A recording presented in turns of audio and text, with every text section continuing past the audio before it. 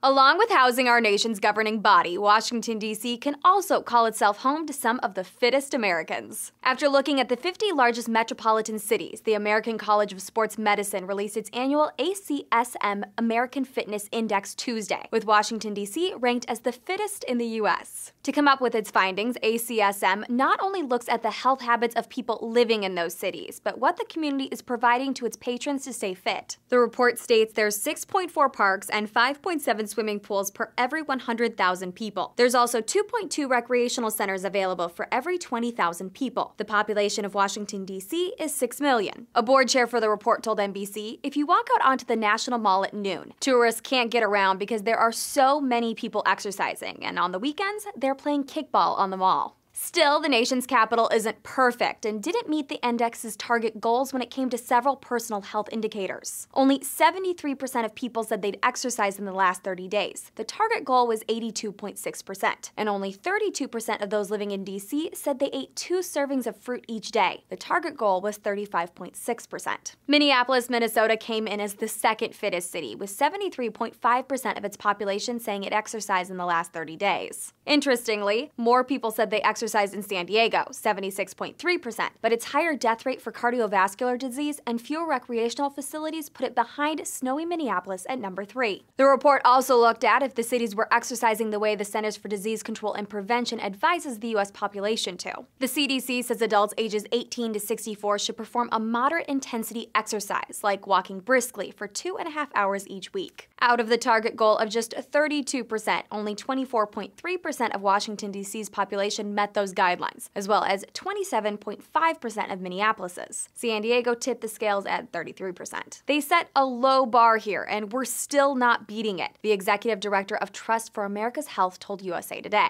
According to the National Institutes of Health, around 2/3 of Americans are either overweight or obese. On the other end of the spectrum, Memphis, Tennessee, and Indianapolis, Indiana were the 2 least fit cities out of the 50 looked at. For Newsy, I'm Catherine Beek.